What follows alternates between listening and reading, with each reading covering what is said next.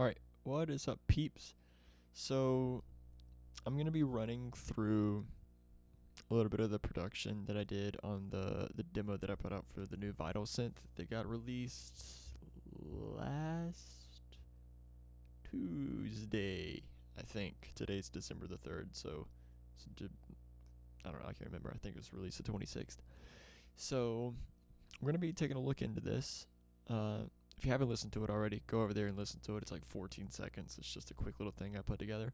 So we're going to be kind of breaking down some stuff, what the synth can do, and then I am also going to be kind of remixing this a little bit. We'll have a little bit of fun with it. So first off, I'm going to start with the little interesting parts right here that I'm sure interest people the most. So we have our little kind of dubstep type things right here. So you can hear a little bit of reverb on that. And then we have other ones down here. Those ones are more pitched. And then we got some aptly named things down here. So we got those. And then we have this, which is some samples that I made with the Vital synth. Actually, this is just one sample. This is, I guess, kind of like a one shot. So it's kind of weird by itself, I guess, but then when you put all of that together, it's so it kind of mixes together when it comes in the mix. So let's kind of look right here at the main one that I chose to do, and then I did it more melodically later in the track. First of all, let's scoot this over. All right, so as you can see, all my tracks are frozen, and that is not because Vital is a high CPU intensive synth. It's really not. It's just because I am working on a potato MacBook Air that I'm even surprised that it can run Vital in the first place. So if that's not a testament to how little CPU it can take up, then I don't know what is. One thing in regards to CPU is that you can go to this advanced tab first off, and you have some options here. So you can choose to make it a high resolution wavetable on all your wavetables, and you can also go down here to oversampling, kind of change the oversampling value. 8 times is going to be more, you're going to sound a little bit better, but it's going to be harder on your CPU. Usually it comes loaded in at the 2 times, which is the recommended section, so I should probably put that there, but I'm not going to because I'm lazy. Alright, so I got a little piano down here. Oh. Interesting. Alright, so this is what we got going here. I'm not sure what that middle one was supposed to be doing. So let's see what we're doing here a little bit. So I'll take this synth off. Alright, so we got like an upper layer right here. Let's see what's modulating what here. So we got the level is being modulated by this one right here. So this is just going on a quarter note. I've turned the attack almost all the way down so that it starts immediately, and then the release is all the way down so it cuts off when I want it to. I'm sending this to the second filter down here. Yeah, so without it, it gets pretty harsh. That gives it a little bit more of the kind of wah, I guess, kind of vowel formant sound that I was looking for. I've also got this put up to 16 voices right here, and I've got this to 2% detune. I just didn't want it really, really noticeable, because if I turn up the detune, I don't know, it just kind of it can start to get messy a little bit. I didn't mess with the phase or anything really over here. So let's go on over here to this one now. As you can hear, this is like the base of the sound. This other one up here is really just giving it a little bit of high end to kind of push it forward in the mix, I guess. Even though we're subtracting a lot of that high end from the second filter down there. So let's see what we got here. Alright, so this is being modified by the LFO2. It's not really doing anything. It's really, at this point, it's really just doing the same thing as the oscillator, it would seem.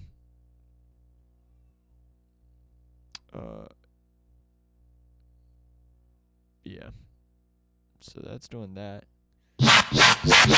But what's giving it its character right here is the fact that I'm sending it to filter 1, and I'm using this completely different LFO right here. As you can see, I've got a lot of stuff. All this stuff is in the effects section, so again, that in a second. It's being sent to this filter right here. A lot of high end without the filter. Kind of piercing. Yeah, so let's see what this sounds like without any effects on it. Let me just move these up here so I remember. So we're not looking at anything. We're not looking at anything too glamorous there without effects. This one is only pushed up to 4 voices with 6% detune. I like to keep the detunes relatively low on most of the sounds that I make, just in general. Even more so with Vital, because Vital is really powerful. You can really start to hear the voices of detune as you push them up a little bit. So, oh, Siri just went off. Great.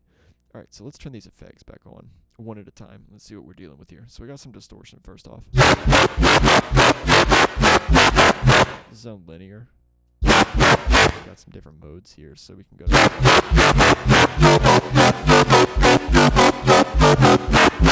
but I guess linear was kind of what I was going for with this. And then compressor is going to give it more of that formant sound that I want. Really accentuating the frequency. And then EQ should, if I believe correctly, really push that formant forward even more. Yeah, so it's cleaning up a lot of that low end right there.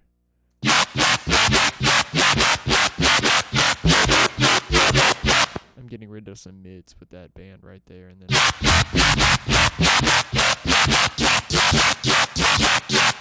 yeah, it sounds like there's an annoying frequency up at the top, so I just put the cutoff there and automated that. So I started it down at the bottom and had it move up as the synth started, just to kind of get rid of that really annoying high end. And I completely forgot to mention, but this drive is also being automated by the third. Just so when it gets at the peak of, I guess, the sound, then the drive is at its max. And these cutoffs are all being automated by LFO3, I believe. Yeah. So, like I said, LFO3 is where I stuck a lot of my automation. Next is the chorus.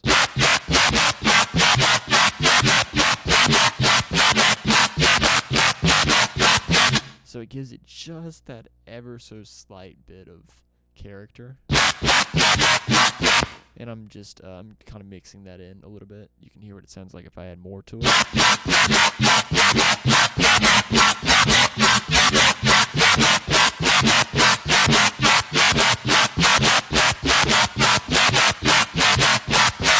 Yeah, we're just adding a little bit in there just to kind of characterize it a little bit. And then delay. This is where the kind of, I guess, rhythm kind of metallic feel comes into it.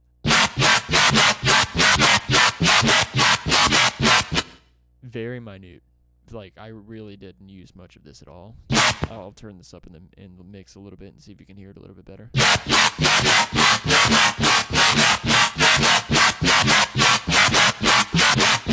It's literally just pushing it forward just that little small bit more. So much so that you can't really hear it. It's more of a kind of a texture change of feeling, I guess. Then over here, I didn't really mess with the stereo much, but you can turn the stereo all the way up to make the sound more mono. You can also do that with the entirety of all the voices for all the oscillators here with the spread knob. It looks like I also did push the spread knob forward a little bit, because the spread knob starts all the way back here. So I pushed it up a little bit on that.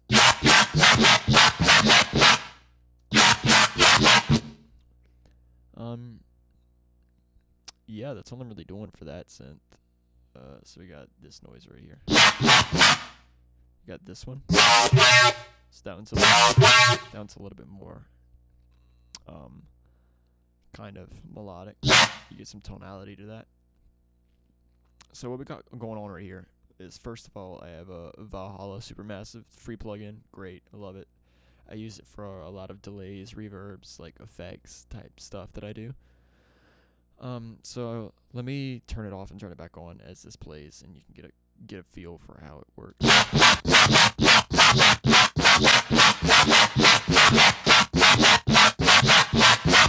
So it is giving a good bit of depth. I guess I don't really depth. Yeah, depth. So it's giving that to the sound, so it's more 3-dimensional and less 2-dimensional. Right, because if I try to put that in the mix, let's see what that sounds like. Should play a little bit. Yeah, it's kind of boring. But then if I turn that back on, you see it kind of blends in a whole lot better. And a while ago, I really didn't use any reverb on my basses at all. But then I learned really the powers of automating reverb and then just having slight reverb on there. Like this is like almost no feedback at all, 3.3%. Made a 100 millisecond delay and a 7.7 mix. But really, it makes a huge difference in context of the 3D space. So, and then we're going to the channel EQ here. So we're cutting out a little bit of low end. I didn't really want low end for this sound because it's kind of put in a break a little bit. So this is just kind of how I go about things. If I want less low end on a sound, I bump it up to 90 hertz. If I want a little bit more low end but still not the full impact of the sub, then I'll bump it down to 70. 200 here is a big problem range in this particular synth. So is the 2K range, but let's hear it. 200 sounds like boosted, so I'm sorry for your ears. Yeah, so that's really nasty, and we don't want any of that. So I'm taking that down, not doing anything to the high end on that. Just a little bit of dimension expander from Xfer. It's giving you a little bit of a chorus type effect. I believe, yeah, I had the size all the way down, because if you turn the size up, it kind of introduces phasing issues. Nobody wants phasing issues in their songs, so don't do that. Then lastly, we have a little compressor here. This is being routed to bus 1, so this is just the side that I put on everything. As you can see, I didn't put any of these tracks into a bus and just put the sidechain on the bus, or put the sidechain on a separate track. I was really kind of just pushing this out. Kind of just wanted to get some out there to showcase a little bit of what Vital could do on the heavier side. I had seen a lot of synth type things that Vital could do, but not a whole lot of dubstep noises. So yeah, that's about it for that one. That was really slow.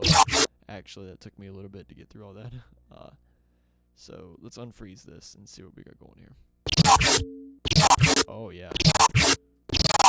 Oh yeah, you hear that? We're getting some good old playback errors. So we're gonna freeze this track.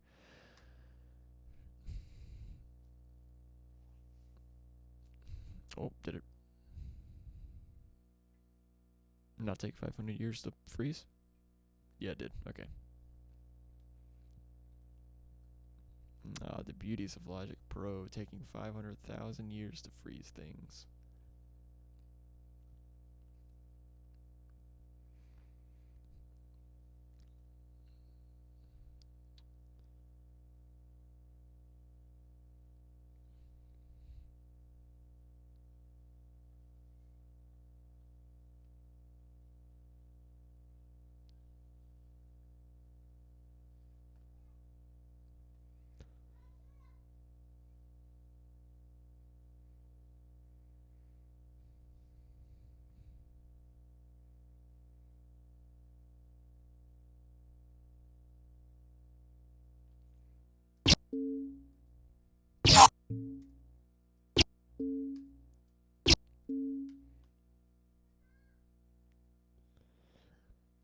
Alright, so we're back. We froze that other track, took a little bit to freeze it. Unfortunately the sound really doesn't want to play for me. So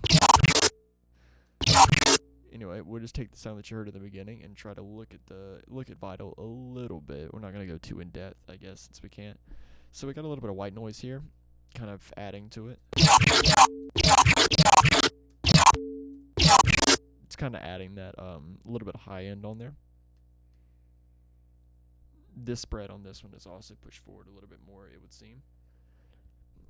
So the white noise is just getting sent out through the effects, but I'm sending out both of these other two oscillators through the second filter here, which is just like a notch type. Yeah, it's just taking a little bit of the low end away and kind of accentuating it a little bit. I got an LFO here. I have absolutely no living idea what I put this on. Oh, I put this on this level right here. So I've got this going down 12 semitones. Yeah. So it's starting down at 12 semitones and going up to 0. Which gives it a little bit of character there. Let me see if I can play this one. And again, we got a little high-end oscillator there so that we can add some high-end to the sound. So let's check out what this sounds like with absolutely none of the effects on, if it will play. Well, we got a lot of the timbre still going on, but wow, it sounds like garbage. We got a lot of white noise in there, so let's distort it a little bit. That's going to bring forward the crunchiness of the white noise. We also got the pre going here. You can hear that there's a whole lot of top end that's been taken off.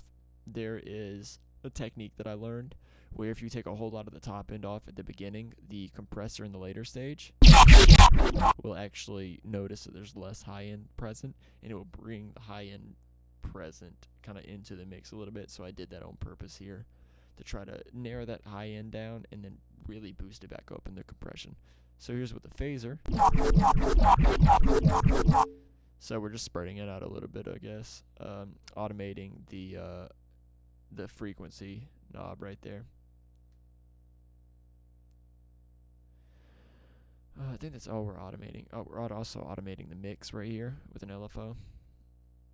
And we're also, of course, automating this cutoff right here and the distortion. So let's check out the compressor. Yeah, so that really boosted forward quite a bit and gives it its really nice feel and timbre.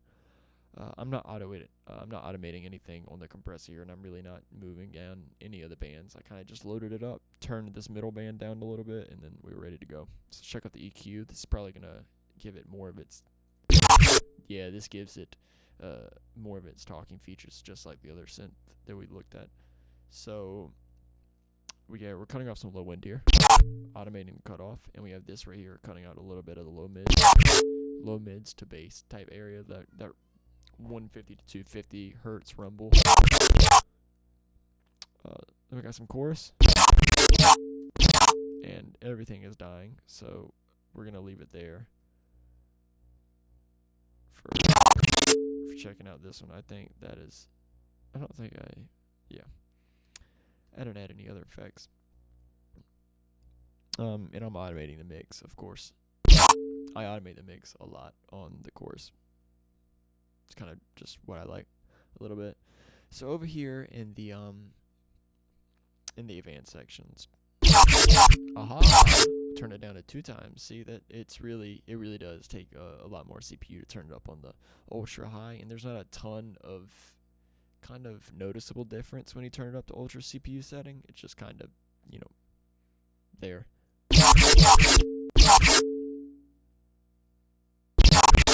Kind of pushes, I guess, the sound forward a little bit. So I do have high resolution clicked on all of these. I turned the standard, the stereo unison. Did I not mess with that? No, I didn't. Okay, cool. And then, of course, you can also mess with the unison blend, but I usually don't. I'll probably experiment with that later. So let's keep that down at 2 times. So this one is actually just a sample that I created. That one's really not that hard to do. It's just like some distortion white noise, and then I have an LFO automating the pitch. So that one is kind of meh. And yeah, just put that one here on some audio. Like I said, to just kind of mix those two sounds together. Yeah, you can hear there's a little bit of a thump in the low end. When we get to that, probably could have compressed it harder, but you know, whatever. Speaking of that, real quick before we move on to the last three instances where I used Vital on this, I have a glue compressor kind of running through on my stereo. I really don't know why I used the VCA. I should have used the FET that's better with dealing with transient response, which I usually program the glue compressor in to fit well with the drums. Like the drums will hit it up 2 or 3 dB, and it'll have some faster compression just to tame some of those transients as it's going out of the master. Let's see what this is my limiter actually. Let's see what the compressor sounds like. Or let's see if we can see it working a little bit. Yeah, so I'm only going up to 2 dB, and my ratio is at 2, so I'm just doing a 2 ratio to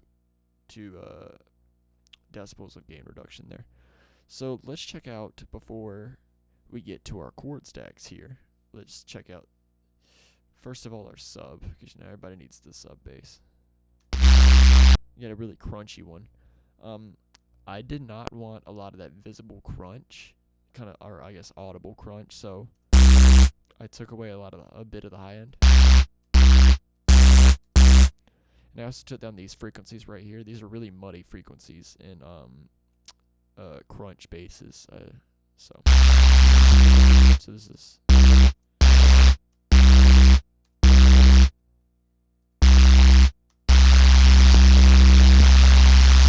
yeah. So kind of, I guess it's mostly, it just takes down the mud just a slight bit.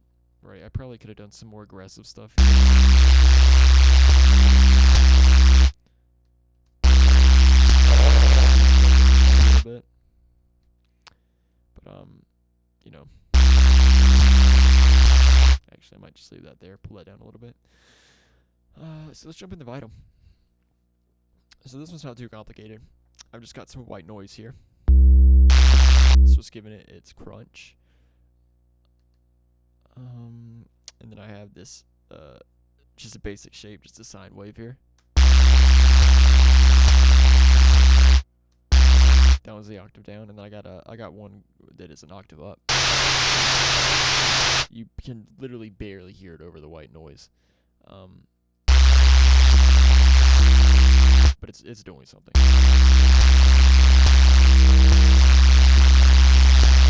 That I'm actually FMing from oscillator 2 through 1, so that's interesting. I actually didn't know I was doing that.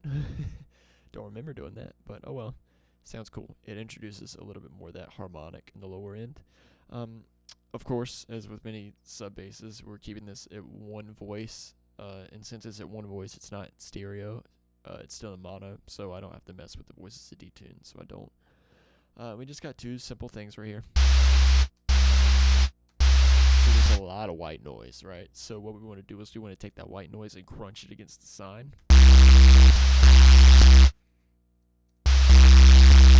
And the compressor is going to bring all of it up. It's getting more rid of the kind of muddy frequencies a little bit. As you can see right here, the mix is literally almost non-existent on this thing. Kind of dialed it in to where I wanted to keep the tone a little bit. So that is that. Let's move on to the leads right here. Actually, real quick. Let's go down here and put this on 2 times so that we're not messing with anything. Alright, so we got really simple leads. Nothing too ridiculous. Actually, let's just hear. Let's do this down here, this cool part, because I like how this sounds.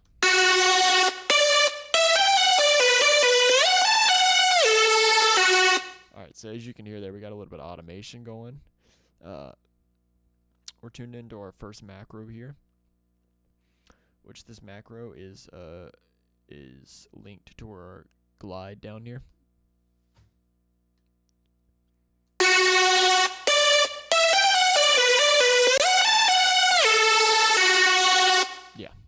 Yeah, we got a little bit of it down here as well. I believe that's all. Yeah, I think that's all. I didn't really automate anything else on this, just that cool little section right there. Yes, it's really basic sound. So let's get into it. As you can see, we put OTT right here, but I took it off. Before we go into Vital, let's see what we're doing out on the outside real quick.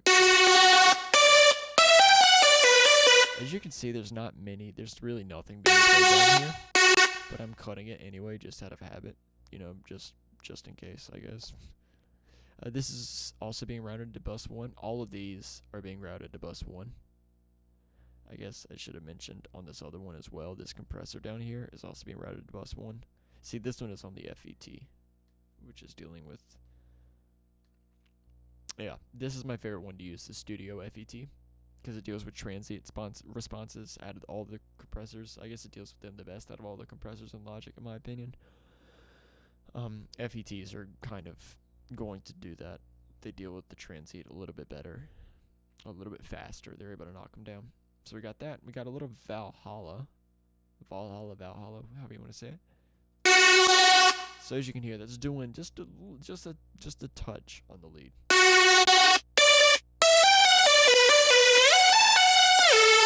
So literally just adding a little bit of that, a little bit of feedback. See, our feedback knob is up, our mix knob is also up, and we have the same delay setting as we do with our dubstep kind of sound up there.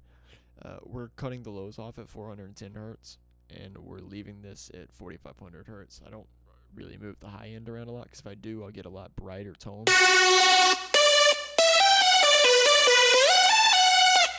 Yeah, so I keep the density up and then the width up as well, because I want the reverb to kind of fill the stereo field a little bit. So let's go into what we're doing in Vital. We got a lot of the same in here. As you can see, we have two kind of essentially modified saw waves and then a regular saw wave. So let's check out what we got on here, and some white noise.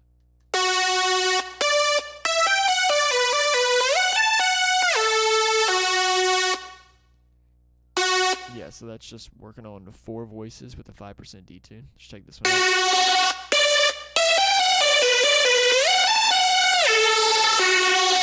So this is literally just automating this wavetable just the slightest bit.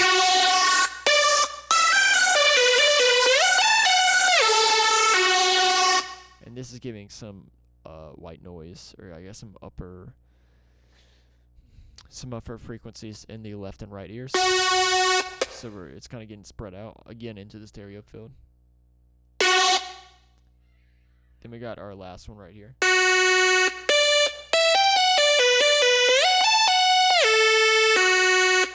Yeah, which is really not doing hardly anything. It's on one voice, so we don't have to worry about the detune, and nothing's getting added about it. But if we play all this, and then we take it out, it kind of feels barren a little bit.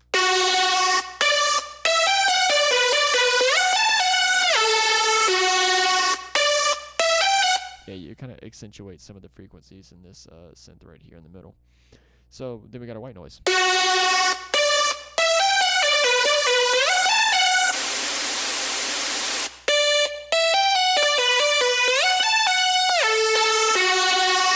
Barely doing anything.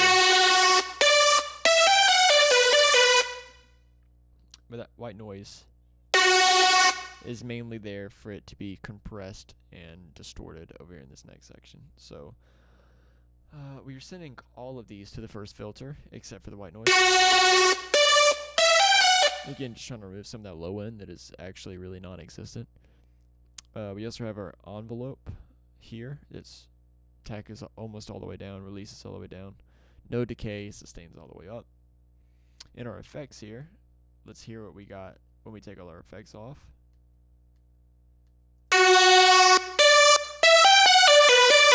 Really basic, really basic. So let's put some distortion in there.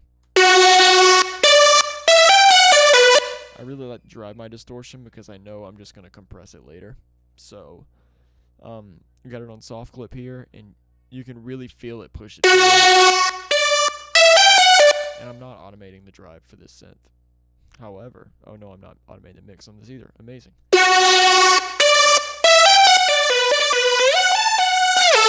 So this chorus is just for more stereo width. It's really not even heard that much. It just kind of pushes it out a little bit. And then the compressor is where the biggest difference is. You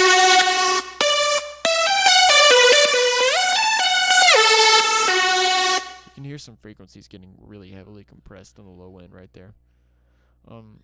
Didn't mess with the matrix at all. I did turn this up to the higher resolution wavetables. I didn't turn that one up, so let's do that. And this was up on 8 times, so let's turn it back down to 2 times. Stereo unison is pushed all the way forward on this one, so this one is more mono. So I wanted a mono voice, and then we got the stereo unison almost all the way out for the second oscillator here. Alright. Last but not least, we got our chord stacks here, the most interesting part. Now see if you can spot the extra thing that I put in these chord stacks right here. So we're not just working with saw waves.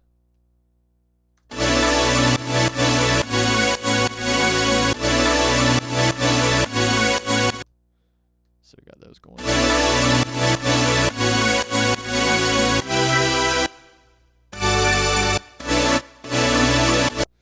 Yeah, the compressor's working a little bit wonky here, I think. I need to redial in the settings, but you know, that's okay. So let's see what we're working with.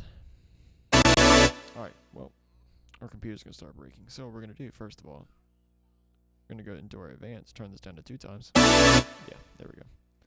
Alright, so what are we doing on the outside? Channel EQ.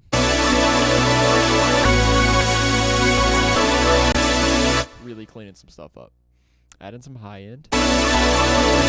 Taking out some of our muddy frequencies right here. Just barely. Almost, you can't even hear it almost. And then taking out some low end because it's being replaced with the sub bass.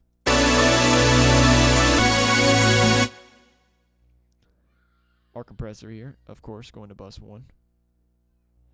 For some reason, the Valhalla is after the compressor. Let's fix that. Because we want the Valhalla to also get sidechained, since this is our sidechain compressor. Alright, Valhalla.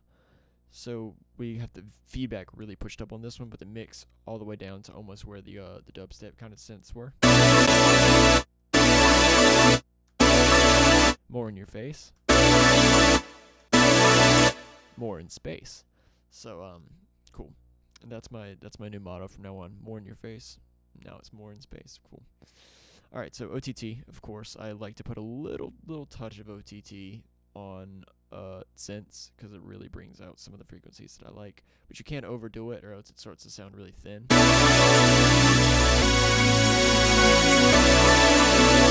You gotta leave some of those mids in.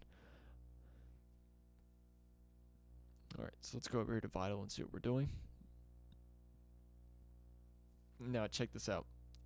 So we have a saw wave pitched up an octave and a saw wave pitched just at the regular octave that it's in on the MIDI roll, on the MIDI board that I put it in to the song. You got 13 voices of detuned, or 13 voices and then a 12% detune, and then 7 voices with a 9% detune on the higher octave, because I like to do lower voices, lower detune on the higher octave, because it really accentuates the notes.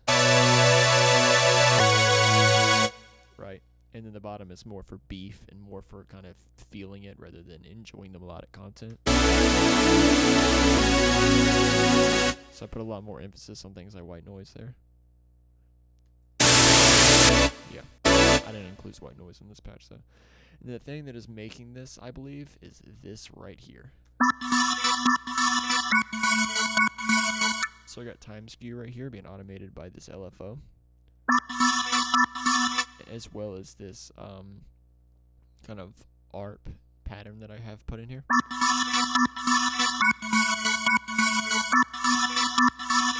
So this is actually doing the level. So it kind of gives that fade in and out kind of feeling to it. Yeah, so if we bypass that, amazing. It's really not doing anything with the level. But with this,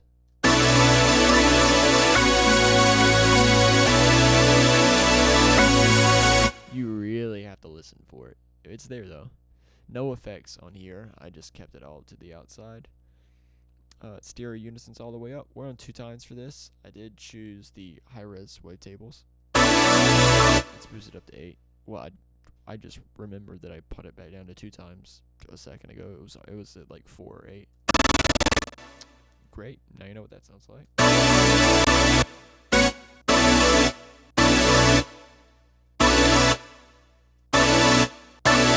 Really not a huge difference. Excuse me.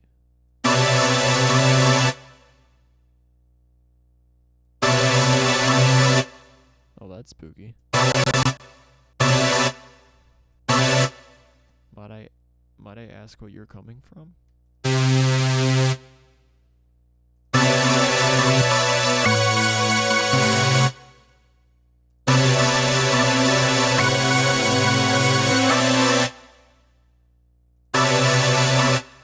Oh, okay.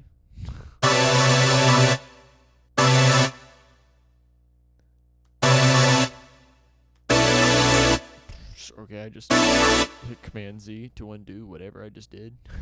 Apparently I messed it up. And then of course we have our drums down here, but this is not related to Vital at all.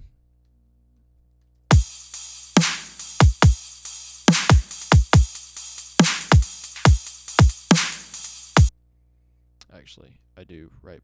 Little walkthrough, I guess. Not really walkthrough. I need to compress this snare differently. Like I said, FET is one of my favorites. This is really getting compressed a lot.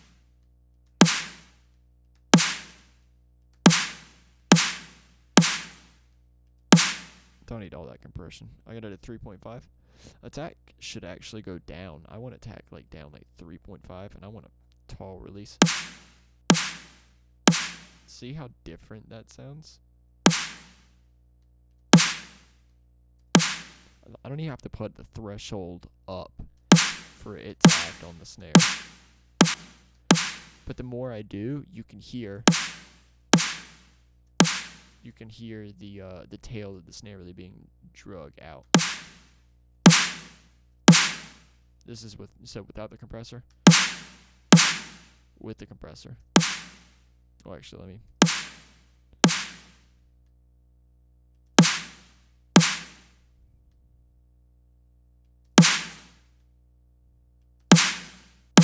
So without the compressor. With it. You know, it's really just keeping the levels there. But yeah, makes a little bit of difference to me. Alright. Take it out. Yeah, gives a little bit of air to it. And then of course we got a Valhalla there.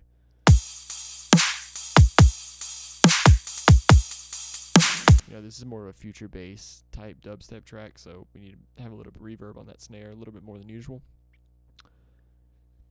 Alright. And that is really the entire project. Yeah. So knowing all that knowledge you got, let's run it and call it a day.